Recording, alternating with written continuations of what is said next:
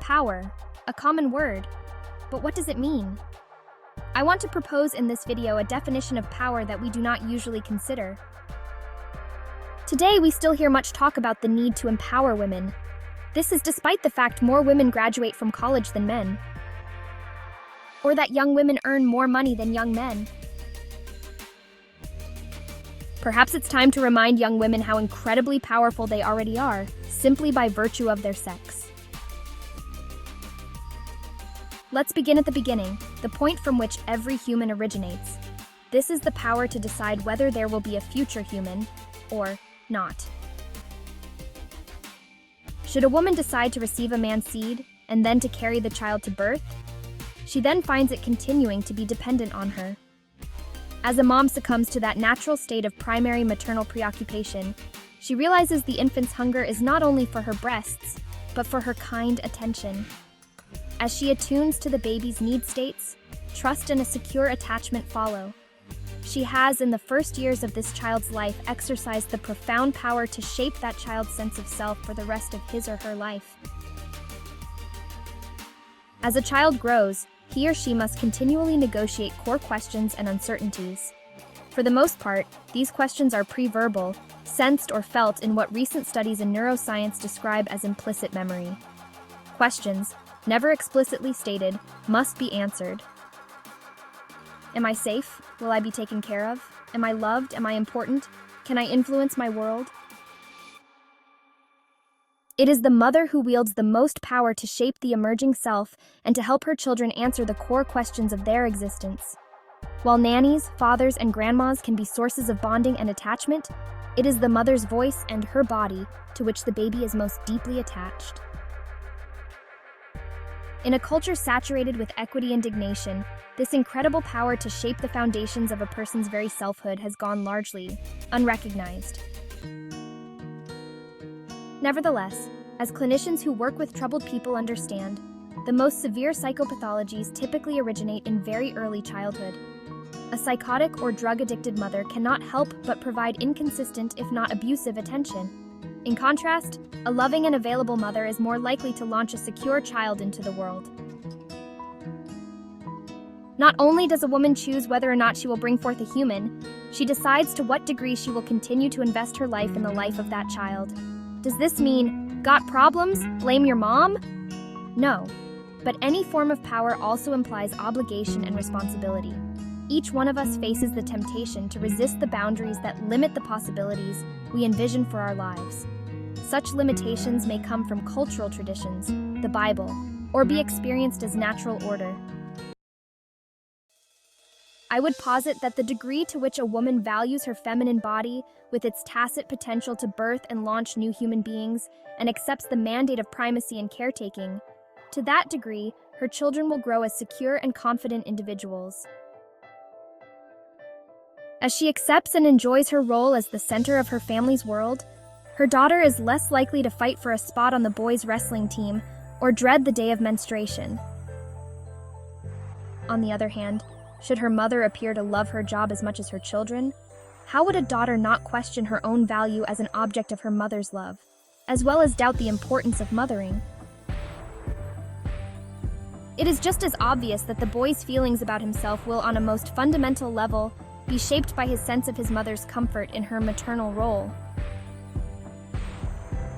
Again, if she is at home with the knowledge and the responsibility inherent in her power as life giver and person shaper, this will go well for his emerging masculine self.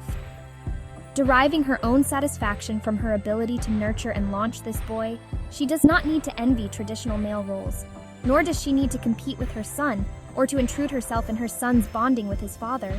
She lets them play catch in the backyard or mow the lawn together without the need to show them that she too can throw and catch a ball. Instead, deriving satisfaction from her feminine capacity to launch life, she experiences vicarious pride in his nascent masculinity. She knows that her value as life giver is unique and that her son will never possess that capacity.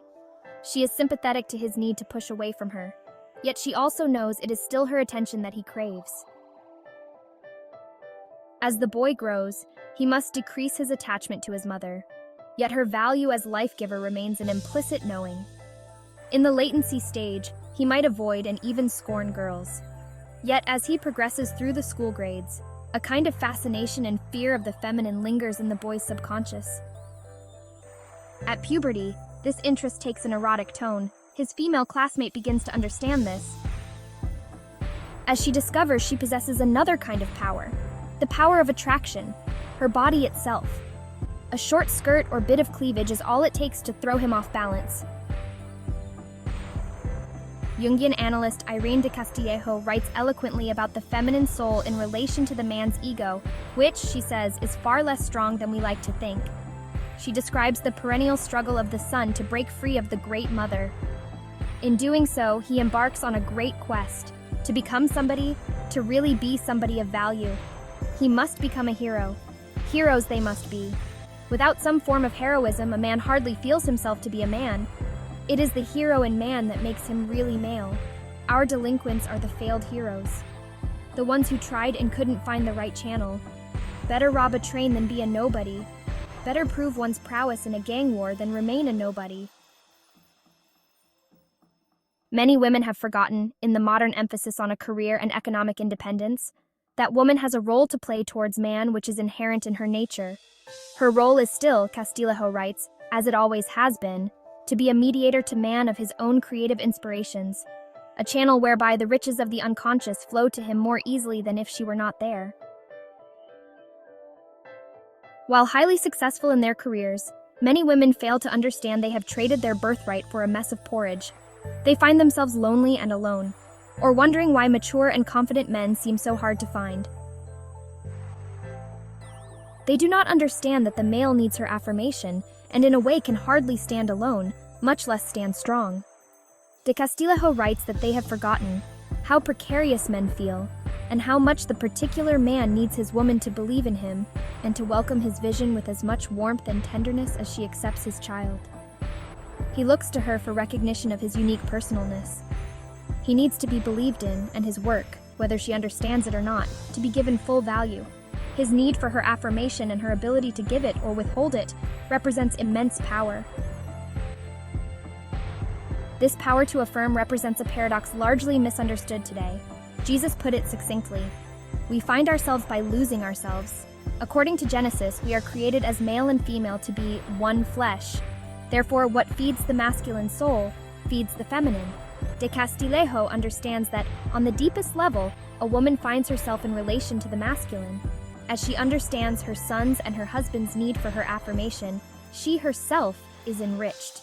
With a woman's help and encouragement, boys become men, real men, strong and loving, willing and able to stretch and sacrifice, to become the hero to her, bringing protection, provision, and loving attention. The indisputable primacy of the female as the being from whom both sexes emerge bequeaths to her both immense power as well as undisputable value. She holds this value close. It is always with her. It is the message of her body itself. This significance, of course, is both a calling and a limit, a high identity and a boundary. She is mother of all life, yet she is not totally free, but bound to the rhythms of her biology. Every month she is reminded of a purpose she may or may not wish to embrace. Every day, her larger hips and breasts remind her of a capacity and calling that is profoundly relational. Her feminine worth is clear and corresponds to her calling to relationship, a particular kind of relationship, one that gives and nurtures life. Have we become a society that so resists boundaries and limitations? Do we so value individual achievement that the profound power to launch and love children has been erased from the dreams of young girls? For further insight into the ways of the sexes, check out Sex and Society, God's Design, Tradition, and the Pursuit of Happiness by psychologist Michael Kuiper.